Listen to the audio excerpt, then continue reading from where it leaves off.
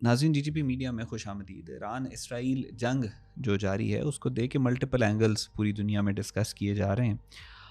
बहुत ज़्यादा इन्फॉर्मेशन है, बहुत ज़्यादा मिस इन्फॉर्मेशन है, बहुत ज़्यादा स्ट्रेटेजिक एंगलिंग करने की कोशिश की जा रही है। इन्फॉर्मेशन स्पेस को वेपनाइज किया जा रहा है और उसका इस्तेमाल किया जा रहा है इस जंग में अपने अपने इंटरेस्ट, अपने अपने मफादात को सर्व करने के लिए। और आज की ये वीडियो वही इन्फॉर्मेशन स्पेस में जो डिस्क्रिपेंसीज हैं पाकिस्तान की तरफ जिनको पॉइंट आउट करने की कोशिश की जा रही है, पाकिस्तान के ख़िलाफ़ जो प्रोपेगेंडा किया जा रहा है, जो रियलिटी है, उन सारों को डिफ्रेंशिएट करने के ऊपर ये वीडियो है in context to what is Pakistan role in Iran Israel conflict. अच्छा, सबसे पहले एक नैरेटिव जो कि ओरिजिनेट हुआ from the Indian social media and Indian electronic media जबकि ये जंग शुरू हुई है कि पाकिस्तान का स्ट्रेटेजिक डिफेंस पैक्ट है सऊदी अरेबिया के साथ, और ईरान ने जो सऊदी अरेबिया के ख़िलाफ़ एक्शंस किए हैं या उन्होंने जो अटैक किया है उसके बाद पाकिस्तान जो है ईरान के ऊपर अटैक कर देगा। देखिए, इसमें सबसे पहले मैं इसकी थोड़ी सी रियलिटी और फैक्चुअल एनालिसिस आपके सामने रखूं कि जियोपॉलिटिक्स और जंगें होती हैं ना, जो वो आई एम सॉरी बट वो मौला जट की फ़िल्म नहीं होती कि जिसमें आपने मार धाड़ करनी होती है, जिसमें आपने बस एक डंडा उठाना है और आपने हर किसी को मारना शुरू कर देना। This is not how Jio politics. ये बहुत सारे लोगों को, बहुत सारे हमारे जर्नलिस्ट जो हैं उनको इस बात से बड़ी तकलीफ़ और अजियत होगी, क्योंकि व्यूज़ फिर नहीं आते ना जब आप जो फैक्चुअली एकेडमिकली हकीकत पसंदाना तौर पे चीज़ों को एक्सप्लेन करें। व्यूज़ आते हैं कि फ़लाँ ने फ़लाँ को मार दिया, फ़लाँ ने फ़लाँ को मार दिया। तो जो स्ट्रेटेजिक डिफेंस पैक्ट होता है उसका नाम के अंदर ना एक लफ्ज़ आता है स्ट्रेटेजिक, के बाद आता है डिफेंस। ये जो डिफेंस का वर्ड है ना, ये बड़ा इंपॉर्टेंट है। इसके मल्टीपल मीनिंग हो सकते हैं, लेकिन जब डिफेंस का मतलब अपना दिफा करना होता है, जो डिफेंस पैक्ट होता है, दुनिया के अंदर जितने भी डिफेंस पैक्ट्स होते हैं उनका मकसद ये होता है कि आपने दुश्मन को डिटर करना है।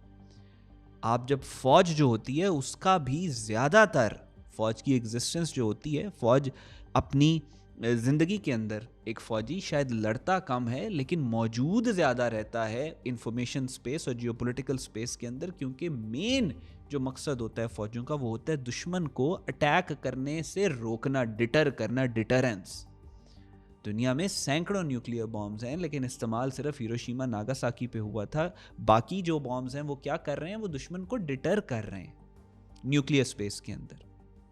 उसी तरह जो आपके स्ट्रेटेजिक डिफेंस पैक्ट्स होते हैं, जो आपके अलायंसेस होते हैं, उनका काम ये नहीं होता कि आपने 4-5, जिस तरह आपके इंडिविजुअल लाइफ के अंदर होता है, 4-5 लड़के इकट्ठे हो गए और जाके उन्होंने एक और किसी को मारना शुरू कर दिया। आपके जो अलायंसेस होते हैं स्ट्रेटेजिक डोमेन के अंदर, जियोपॉलिटिक्स के अंदर, वो डिटर करने के लिए होते हैं, दुश्मन के ऊपर हमले करने के लिए नहीं होते। आपने पीस और स्टेबिलिटी को सिक्योर करने के लिए उनको किया जाता है। मिसाल के तौर पे इंसानी तारीख में सबसे बड़ा जो डिफेंस पैक्ट जिसको आजकल पढ़ाया भी जा रहा है और सब कुछ पिछले 100 सालों के अंदर, वो नेटो का जो आर्टिकल 5 है। लेकिन वो आर्टिकल 5 भी पूरी, जब से वो नेटो बना है तब से सिर्फ एक दफ़ा 9/11 के बाद इन्वोक हुआ, और वो भी लिमिटेशंस के साथ। ऐसे नहीं होता कि उन्होंने जी हमले कर दिए और ये सब कुछ हो गया। पाकिस्तान और सऊदी अरेबिया का जो डिफेंस पैक्ट है, attack on Pakistan is considered attack on Saudi Arabia. लेकिन जब अटैक होता है तो उसमें आपकी मल्टीपल लेयर्स होती हैं, जिसके layer upon layer upon layer, और उसके बाद में एंड पे जाके कहीं पे आपके अटैक्स होते हैं बहुत सारी जगहों के ऊपर।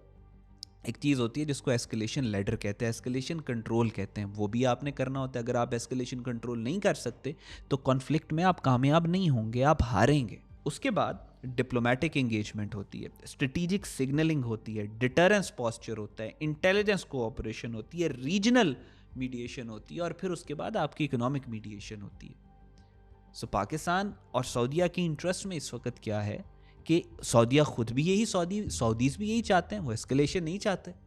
वो नहीं चाहते कि एस्केलेशन हो। जैसे कतर ने बात की, उन्होंने कहा जी हम करते रहेंगे ईरान के साथ बातचीत जब तक मामला जो है मिसअंडरस्टैंडिंग, कन्फ्यूजन खत्म नहीं होती। वो नहीं चाहते एस्केलेट करना। क्या मिडिल ईस्टर्न दूसरे कंट्रीज एस्केलेट करना चाहते हैं? नहीं। तो ये जो बातचीत सारी चल रही है इस वक्त, जो इंडिया से ओरिजिनेट हुई है, वो सिर्फ और सिर्फ इंफॉर्मेशन डोमेन में एक परसेप्शन क्रिएट करने के लिए हुई है। उसके अलावा इसकी कोई हकीकत नहीं है। पाकिस्तान का, अगर पाकिस्तान सऊदिया का डिफेंस पैक्ट जो है उसका मकसद ये है कि पाकिस्तान ने सऊदिया को डिफेंड करना है किसी भी क्राइसिस के अंदर, तो इस क्राइसिस के अंदर best defence is going to be regional diplomacy. कि पाकिस्तान अपना इंटरेस्ट, अपना वेट, अपना लेवरेज जो है सऊदिया की बकेट में डाले और डी एस्केलेशन करवाए रीजन में। नंबर 1।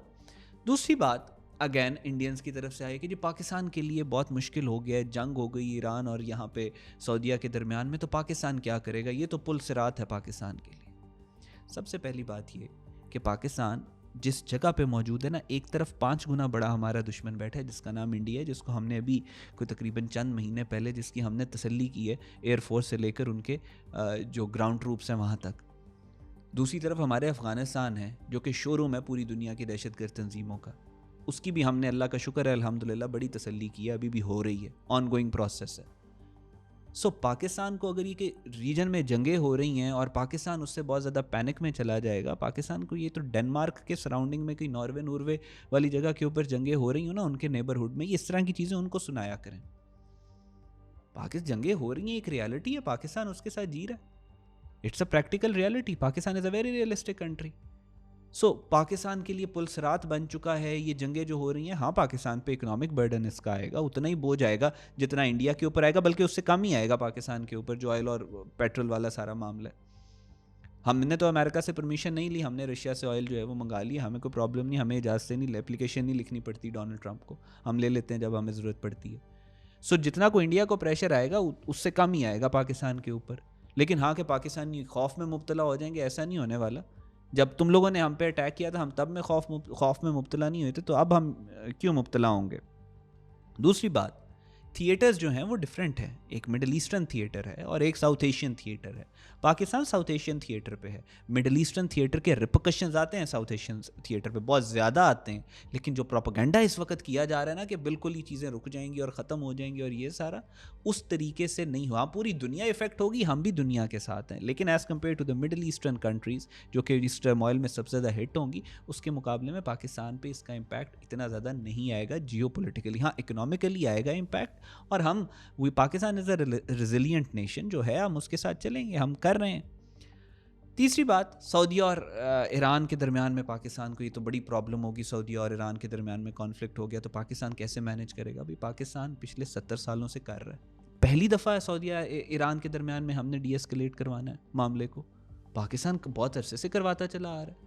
और अब तो अल्हम्दुलिल्लाह जो हमारी लीडरशिप है उसके the only leadership in the world, specially जो मिलिट्री लीडरशिप है जिसके पास एक्सपीरियंस है इस मॉडर्न रिमोट वॉरफेयर के अंदर डिप्लोमेसी को नेविगेट करने का, वो अल्हम्दुलिल्लाह पाकिस्तान के पास है। सो हम तो आइडियल इन्वायरमेंट पाकिस्तान के लिए इस जंग के दौरान बन रहा है कि दुनिया पाकिस्तान की तरफ देख रही है कि पाकिस्तान इसको डीएस्केलेट कराएगा। सो ये जो कुछ हमारे थॉट प्रोसेस, एक तो हमारे अपने भी गुलाम आना है, दूसरा हम कुछ हमारे लोग हैं वो लाइंस मेरा ख्याल है इंडियन मीडिया से ही लेते हैं और फिर उसके बाद उसके ऊपर काम शुरू कर देते हैं। पाकिस्तान के लिए कोई इतनी बड़ी प्रॉब्लम नहीं है। हाँ, इकोनॉमिक इश्यूज़ हैं, लेकिन जो पुलसरात इन्होंने बनाया हुआ है कि पाकिस्तान क्या करेगा, पाकिस्तान कुछ नहीं करेगा, पाकिस्तान बहुत आराम से नेविगेट करेगा। तीसरा, आप सबकी खिदमत में मैंने ये अर्ज़ करना था कि एक प्रोफेसर साहब हैं, आजकल यूट्यूब के ऊपर, ट्विटर के ऊपर बहुत ज़्यादा वायरल हैं, और जो हमारे इंफॉर्मेशन जो सोशल मीडिया प्लेटफॉर्म्स हैं वो सारे कह रहे हैं कि ये जो प्रोफेसर साहब हैं चाइनीज़ या पता नहीं जापानीज़ हैं, कहाँ के हैं, तो ये जनाब जो हैं इनको बहुत पता है और इनकी प्रेडिक्शंस जो हैं ये नॉस्ट्राडामस हैं आजकल के दौर के। और इन्होंने एक नई हरकत की है, इन्होंने कहा है कि अमेरिका जो है वो पाकिस्तान के थ्रू ईरान के ऊपर ग्राउंड ट्रूप्स भेजेगा। And Pakistan might actually be the place where the Americans actually staged the ground invasion from, okay? और जब ये इसके बाद हमने भी रिसर्च अप करना शुरू किया क्योंकि वायरल बहुत ज़्यादा हो रहा था, थी तो बात मज़ाक़ा ख़ेज़, लेकिन क्योंकि लोग बहुत ज़्यादा इसको प्रमोट कर रहे थे तो पता हमने सोचा कि इसको देखेंगे ये जनाब कौन है, तो पता चला कि ये इंग्लिश के या मेडिसिन के कोई प्रोफेसर हैं जिनका जियो पॉलिटिक्स और इंटरनेशनल रिलेशंस के साथ कोई ख़ास लिंक नहीं है। फिर मैंने इनकी कुछ वीडियोज़ देखी जो कि एब्सर्डिटी की हद तक बेवकूफ़ाना है। इन्होंने ये जनाब ने ये किया है कि मिडल ईस्ट, पूरी दुनिया को पता था इसराइल ने ईरान पे हमला करने को, पहली दफ़ा हमला तो नहीं हुआ, तो इन्होंने हर पॉसिबल सिनेरियो जो है उसके बताया हुआ कि अगर हमला होता है तो ये हो जाएगा, वो हो जाएगा, वो हो जाएगा। अब इन्होंने हर पॉसिबल सिनेरियो डिस्कस किया हुआ है अपनी वीडियोस के अंदर। तो अब इन्फॉर्मेशन स्पेस के अंदर जब थोड़ी सी इन्वायरमेंट या ब्रीज इस तरह की चलना शुरू हो जाए तो फिर लोग वो चीज़ें निकाल के ले आते हैं कि भाई ये भी इसने कहा था सच हो गया, ये भी इसने कहा था सच हो गया, लिहाजा जो ये बात कर रहे हैं ये भी सच होगा। तो इनका I don't know what his political theory is, लेकिन इन्होंने दरमियान में कोई इसी जंग के दौरान कोई यजूज मजूज वाली भी बात की है मिडल ईस्ट के अंदर। तो लिहाजा प्लीज़ आप इंफॉर्मेशन वॉरफेयर के अंदर मिस इन्फॉर्मेशन बड़ी डेट्रीमेंटल हो सकती है। ये टेक्निकली इम्पॉसिबल है कि पाकिस्तान अमेरिका को ट्रूप्स देगा कि वो ईरान के अंदर उनको एंटर करें, दैट इज़ नॉट पॉसिबल।